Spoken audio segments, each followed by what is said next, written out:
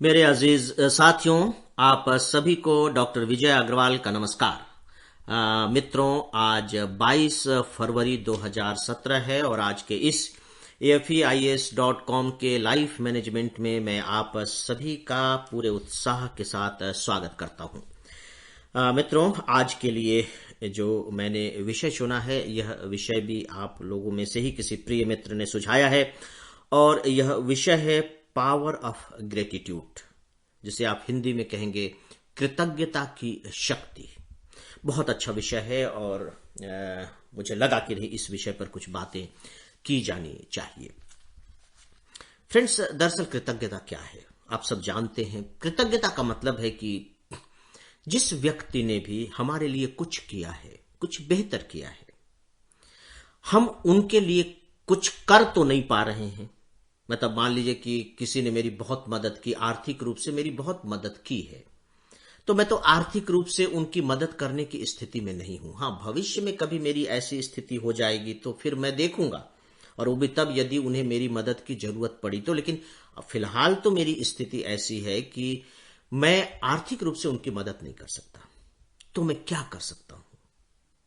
तो दोस्तों, एक ही बात दिखाई देती है, व्यवहार में एक ही चीज होती है और दिमाग में एक ही थॉट आता है, और वह है कि मैं उसके प्रति, उनके प्रति अपनी कृतज्ञता व्यक्त कर दूं। कृतज्ञता के लिए एक दूसरा शब्द इस्तेमाल किया जाता है, धन्यवाद, शुक्रिया। लेकिन मुझे लगता है कि धन्यवाद या शुक्रिया थोड़ा हल्का शब्द है। कृतज्ञता की तुलना में थोड़ा सा हल्का शब्द है, थोड़ा सा क्या बल्कि काफी हल्का शब्द है। धन्यवाद तो, शुक्रिया तो हम लोग छोटी छोटी बातों में भी कहते रहते हैं। किसी ने पानी का ग्लास ला करके दे दिया तो थैंक यू, अच्छी बात है, कहना चाहिए। एक व्यावहारिक बातें हैं और मैं अपने इस लाइफ मैनेजमेंट के माध्यम से अपने आप सभी प्रिय श्रोताओं से कहना भी चाहूंगा कि जब भी इस तरह के अवसर आए, आप धन्यवाद कहिए, शुक्रिया कहिए, उन्हें थैंक्स कहिए, उन्हें अच्छा लगेगा। अगर भले ही वो आपका नौकर ही क्यों ना हो, लेकिन अगर उसने एक काम किया है तो धन्यवाद कहिए। क्यों कहिए, मैं भी आपको बताऊंगा।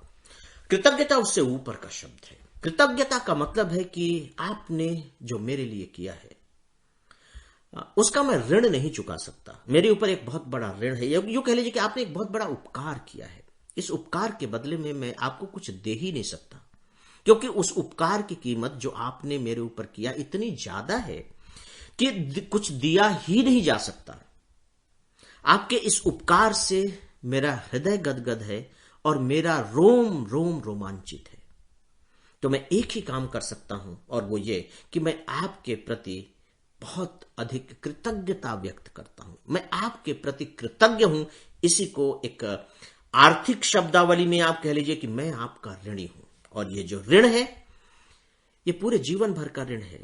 बैंक से लिया गया लोन नहीं है जो 15 साल की EMI करने के बाद आप उसे चुकता कर देंगे।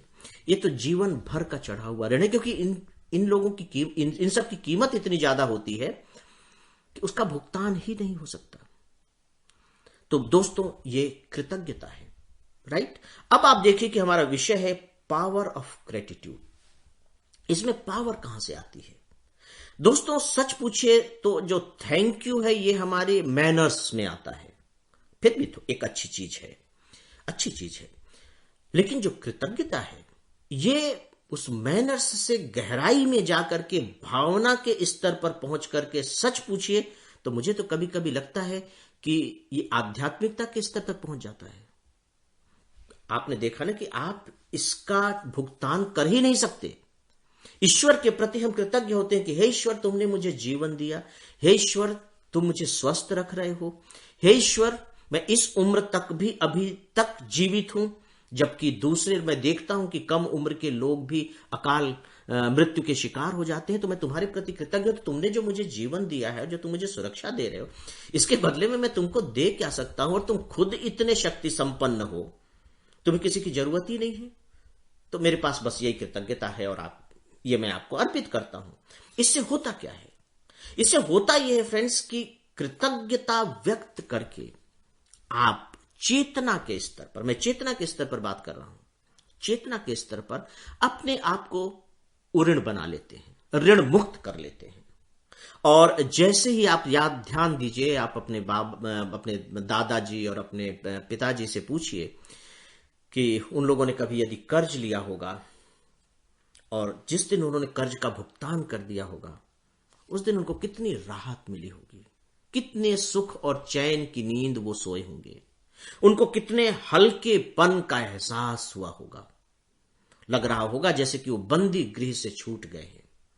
उनको अपनी चेतना उन्मुक्त मालूम पड़ी होगी जिस दिन उन्होंने ऋण का पूरा भुगतान कर दिया, और जिस दिन वो ऋण ले रहे थे इसके ठीक विपरीत स्थितियां हो रही थी। तो दोस्तों, अगर भौतिक जगत में ऋण का भुगतान करने का यह प्रभाव हमारे ऊपर पड़ता है, सकारात्मक प्रभाव, अभी मैंने जितनी भी बातें बताई हैं वो पॉजिटिव इंपैक्ट है, तो आपको क्या लगता है कि भावनात्मक स्तर पर या चेतना के स्तर पर या मानसिक स्तर पर जब हम इसी तरह का भुगतान करते हैं और उस भुगतान के जो सिक्के हैं, जो करेंसी है, वो कृतज्ञता है, कृतज्ञता ही उसकी करेंसी है, तो हमारे अंदर की स्थिति क्या होती होगी? अगर चेतना की स्थिति यह है, मस्तिष्क की स्थिति यह है कि हम उन्मुक्त महसूस कर रहे हैं, हम अपने को हल्का महसूस कर रहे हैं, गहरी चैन की नींद आ रही है, तो आपको नहीं लगता कि कृतज्ञता व्यक्त करने के बाद हमारे ऊपर कितना पॉजिटिव इंपैक्ट होगा? आत्मा कितनी प्रसन्न होगी? मैंने कहा कि रोआ रोआ रोमांचित हो जाता है। तो दोस्तों, ऋण का भुगतान करने से तो हो सकता है कि चेतना प्रसन्न होती हो, लेकिन कृतज्ञता व्यक्त करने से तो रोआ रोआ प्रसन्न हो जाता है। और जैसे ही प्रसन्नता होती है, और प्रसन्नता जितनी अधिक होगी, याद रखिए प्रसन्नता का मतलब ही है कि आपके अंदर पॉजिटिव एनर्जी का एक जनरेटर शुरू हो गया है, एक बिजली घर तैयार हो गया, पावर हाउस तैयार हो गया है। और उस पावर हाउस में जो एनर्जी जो तैयार बन रही है वो पॉजिटिव है, यानी कि आपके चारों तरफ, आपके अंदर तो है ही है, वहां तो बिजली बनी रही है, आपके चारों तरफ एक पॉजिटिविटी आ गई है, चारों तरफ एक तरीके का आभा मंडल बन गया है, एक घेरा बन गया है। और वो जो आभा मंडल है वो सिर्फ आपको प्रभावित नहीं कर रहा है, आपके हेल्थ को प्रभावित कर रहा है, आपके चिंतन को प्रभावित कर रहा है, आपकी सफलताओं को प्रभावित कर रहा है, आपके चेहरे तक को प्रभावित कर रहा है। और सिर्फ आपको ही प्रभावित नहीं कर रहा है, बल्कि हर उसको प्रभावित कर रहा है जो इस घेरे के दायरे में है, जो आपसे मिल रहा है। वह भी पता नहीं क्यों, किस तरीके से, खुद भी नहीं समझ पाएगा, लेकिन एक पॉजिटिव एनर्जी लेकर के जाएगा। उसको अच्छा लगेगा, आपसे मिलना उसको अच्छा लगेगा। और केवल अभी ही अच्छा नहीं लगेगा, बल्कि जब जब मिलेगा तब तक अच्छा लगेगा, और इसीलिए वो आपसे मिलना चाहेगा, आपसे वो जुड़ना चाहेगा। और हो सकता है आपके लिए वो कुछ करना भी चाहे, क्योंकि वो आपसे इंप्रेस्ड हो गया है, आपको वो अपने अंदर महसूस कर रहा है। वो केवल देख नहीं रहा है, वो आपको अपने अंदर महसूस कर रहा है। और ये जो आभा मंडल बना है, जो दूसरे को महसूस करा रहा है, जो दूसरों पर इतना जबरदस्त प्रभाव डाल रहा है, याद रखिए इसके पीछे नो डाउट की तात्कालिक कारण तो यही है कि आप अंदर से खुश हैं, आप अंदर से प्रसन्न हैं, आप अंदर से निर्मुक्त हैं, आपके अंदर उत्साह है, आपके अंदर कोई अपराध बोध नहीं है, क्योंकि आप ऋण चुका चुके हैं। तात्कालिक कारण तो यह है प्रसन्नता, लेकिन जो इसके नीचे की जो सीढ़ी है, या इससे पहले की जो सीढ़ी थी, वो क्या थी? वो तो कृतज्ञता ही थी ना, क्योंकि कृतज्ञता आपने जब व्यक्त किया तब फिर ये चीजें हुई। तो शुरुआत तो जैसे गाड़ी स्टार्ट जो करते हैं, तो जो चाबी आपने घुमाई, तो वो चाबी तो कृतज्ञता की चाबी थी। और एक बार जब गाड़ी स्टार्ट हो गई, तब फिर वो गाड़ी आगे बढ़नी शुरू हुई। अब फिर आप उसको कितने भी स्पीड से ले जाइए, ये आपके ऊपर है। मित्रों, जो आप साधु संतों से मिलते हैं, आपका अगर अनुभव रहा हो, आप साधु संत कहने का मतलब, एक तो हमारे दिमाग में एक वही इमेज आती है कि जो उस तरह के वस्त्र पहने हुए हों, जिनकी दाढ़ियां बढ़ी हुई हों, जिनके बाल लंबे हों, ये हमारी एक परंपरा रही है, तो हमारे दिमाग में ऐसी ही तस्वीर आती है। लेकिन यहां उन साधु संतों में मैं एक बात और ऐड करना चाहूंगा, एक और तत्व ऐड करना चाहूंगा। ऐसे लोग जो बिल्कुल सम की स्थिति में आ गए हैं, न ऊधो का लेना न माधो का देना, जिनका व्यवहार बिल्कुल शांत, संतुलित और मानवता की करुणा से भरा हुआ है, मानवीय विचारों से संपन्न व्यक्ति, ये सब के सब मेरे लिए साधु संत है। तो जब आप ऐसे लोगों के संपर्क में आते हैं तो आपने महसूस किया होगा कि आपको अच्छा लगता है, बिना कुछ कहे ही अच्छा लगता है। ये तो आप हम सब के अपने अनुभव की ही बात है। मैं कोई आपको कोई बहुत नई और अनोखी चीज नहीं बताने जा रहा हूं। हो सकता है कि सैद्धांतिक रूप से आपको ये चीजें मालूम नहीं हो, तो मेरी बातें थोड़ी सी उस तरह से अनोखी या अद्भुत लग रही होंगी। अदरवाइज अपने आप में कोई नई खोज नहीं है, कोई इन्वेंशन नहीं है, ये तो चल ही रहा है। मैं तो आपको केवल उस चलते हुए से उस आपका परिचय करा रहा हूं, बस दैट्स ऑल।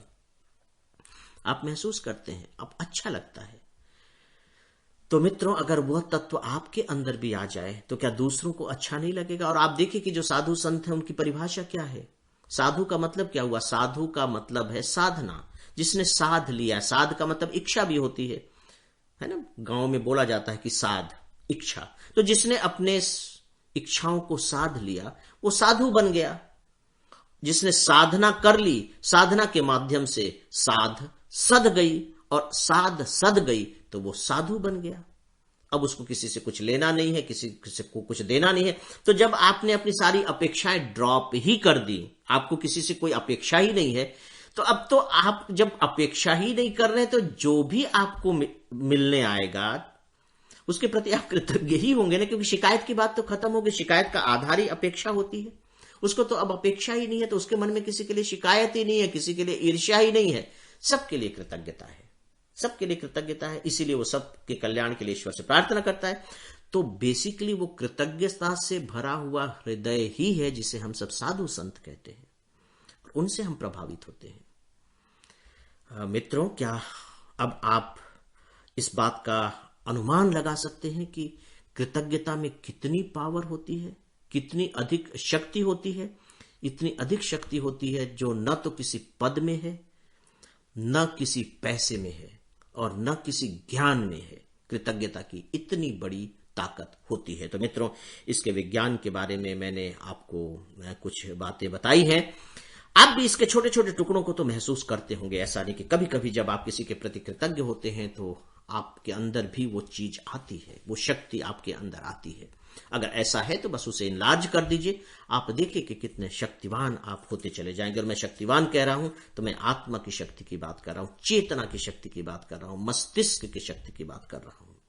तो दोस्तों, इसी के साथ ही अब आज के इस लाइफ मैनेजमेंट को मैं यहीं समाप्त करना चाहूंगा। इजाजत चाहता हूं। नमस्कार।